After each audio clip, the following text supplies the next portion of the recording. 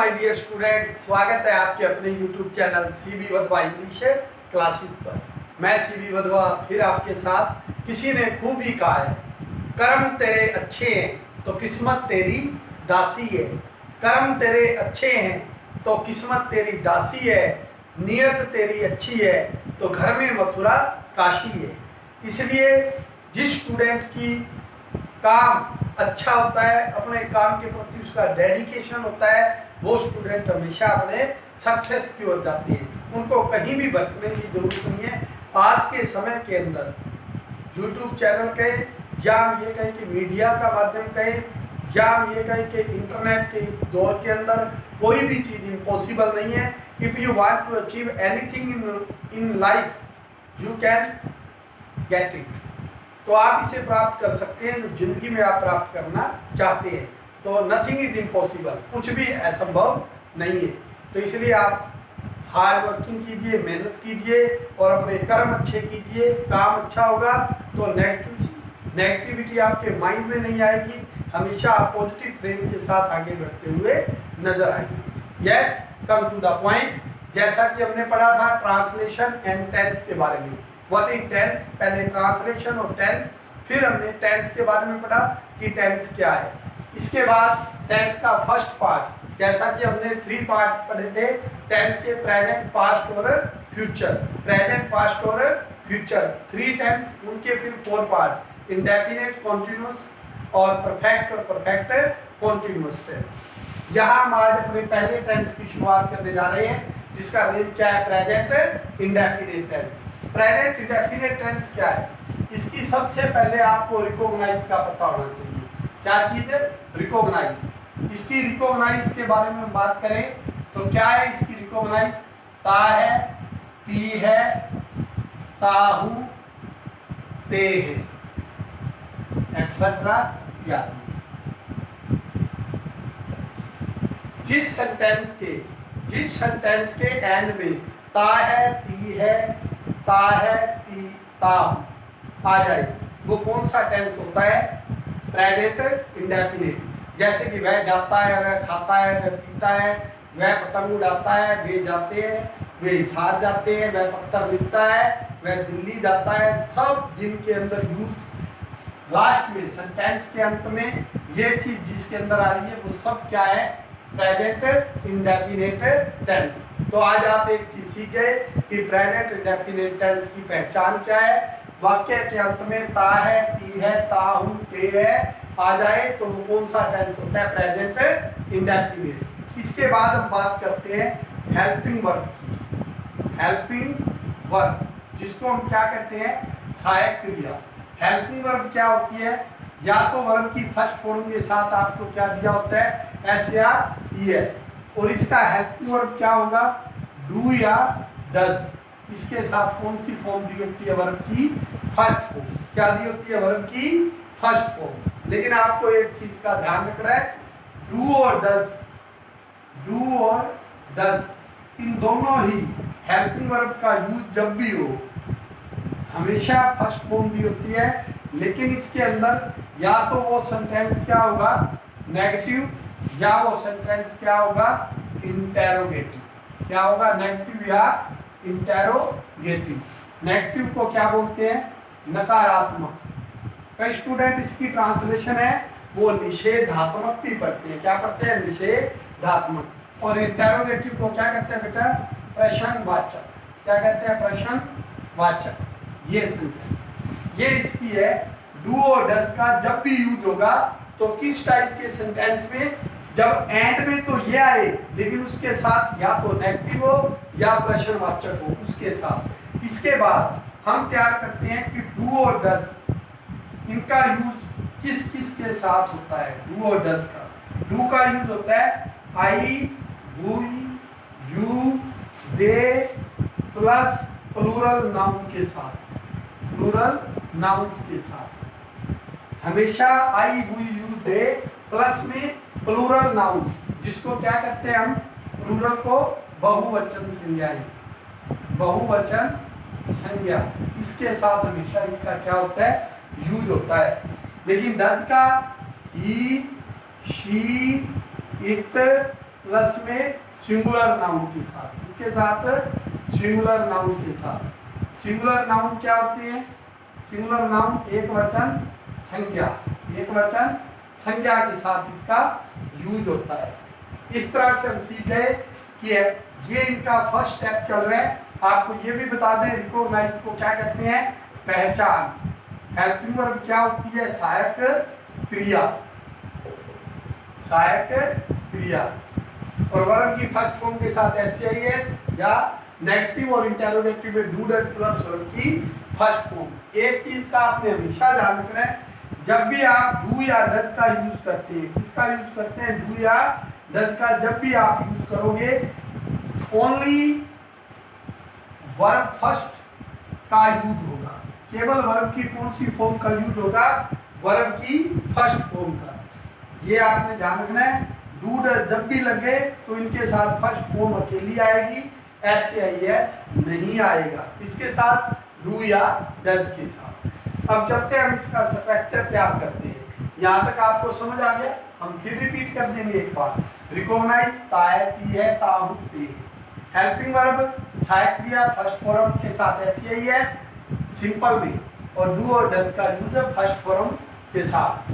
Do does का use first form साथ में लगेगी। नेगेटिव और इंटेरोगेटिव में हमेशा डू और डज का यूज होता है। डू का यूज किसके साथ होता है? I, we, you, they plus plural noun के साथ। डज का he, she, it plus singular noun के साथ। डू डज का यूज ओनली फर्स्ट फॉर्म का यूज होता है, यानी वर्ब की फर्स्ट फॉर्म क्या लगती है? हमेशा अकेली लगती है, नॉर्मली अकेली लगती है। तो इस तरह से आपने ये प्रेजेंट इंडेफिनिट टेंस की हमने थोड़ा बेस सा पढ़ा। आगे हम इसके स्ट्रक्चर पर जा रहे हैं। तो यहाँ तक आपको समझ आ गया।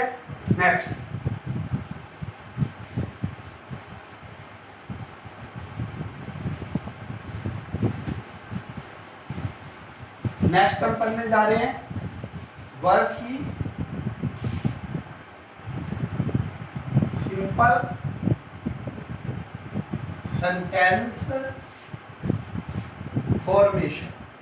Simple sentence formation.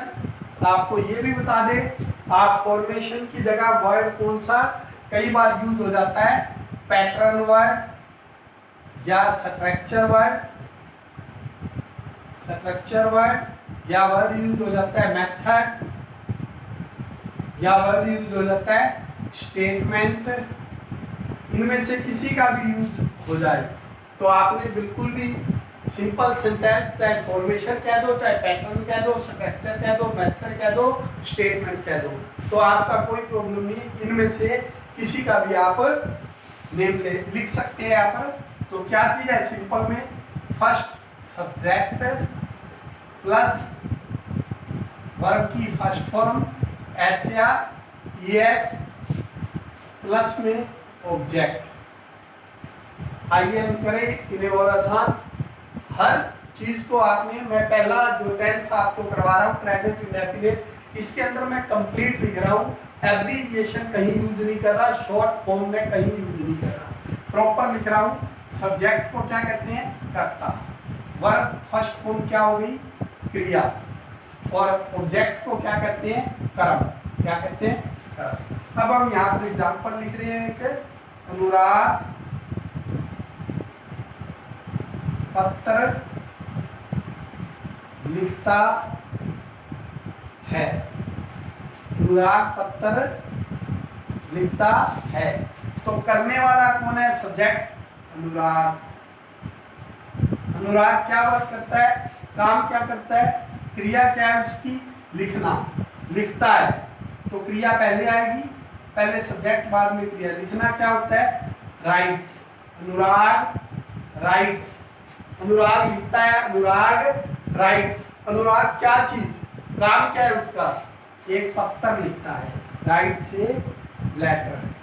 आपने कभी भी कंफ्यूज नहीं होना, क्योंकि एक ही समय में जब एक ही वर्क किया जाता है तो उसके लिए ए लेटर वर्ड यूज किया जाता है। ए लेटर, जैसे ए सॉन्ग, चाहे यहाँ पर दिया हो चाहे ना दिया हो। रिमोट। अनुराग एक पत्र लिखता है, नहीं, एक समय में एक ही काम होता है। और ये किस टाइप का काम है? एक पत्र लिखता है तो राइट ए लेटर, राइट से लेटर। तो यहाँ हमने देखा ये हमारा क्या था, अनुराग सिंगुलर है।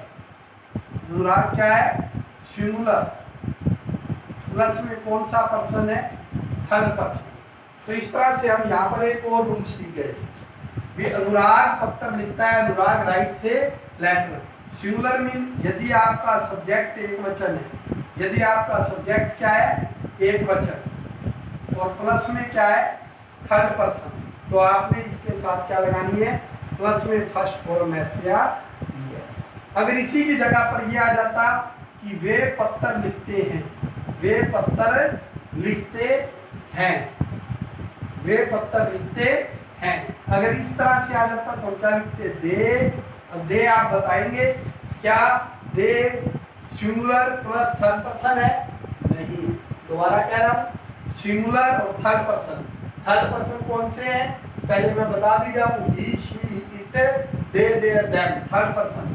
वे पत्र लिखते हैं, दे राइट ए, वे पत्र लिखते हैं, they write letters, they writes, they write letters. They plural है, प्लूरल के लिए फर्स्ट फॉर्म के साथ ऐसे ही एस नहीं लगेगा, तो दे राइट लेटर्स, वे पत्र लिखते हैं।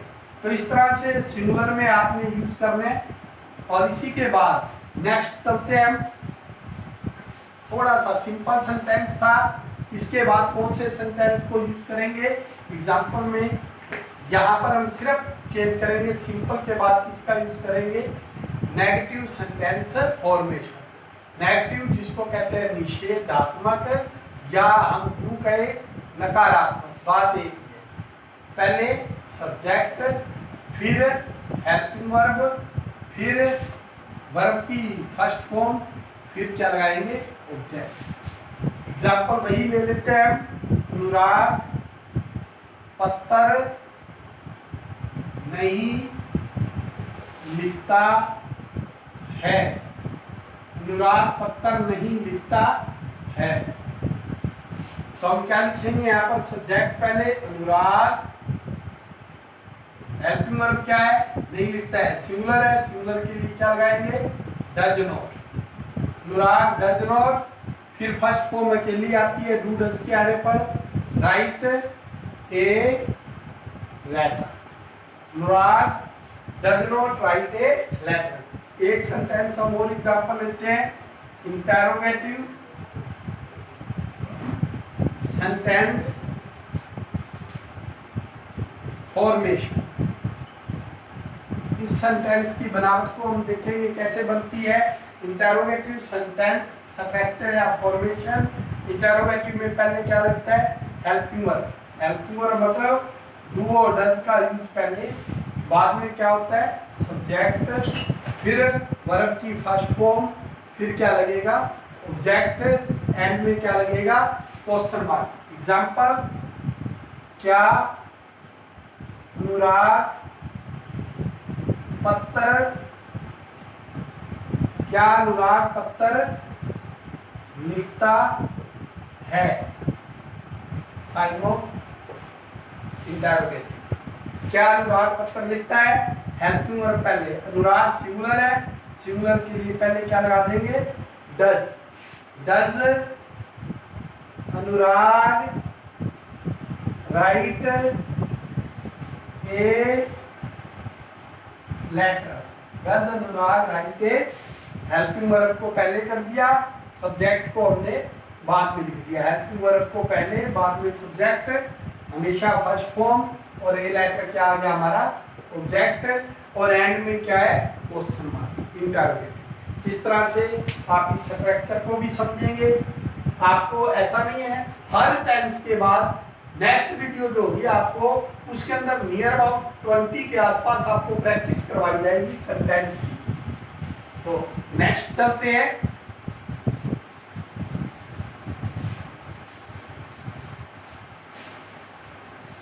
नेक्स्ट हम कर रहे हैं यहाँ पर इंटरोगेटिव एंड नेगेटिव सेंटेंस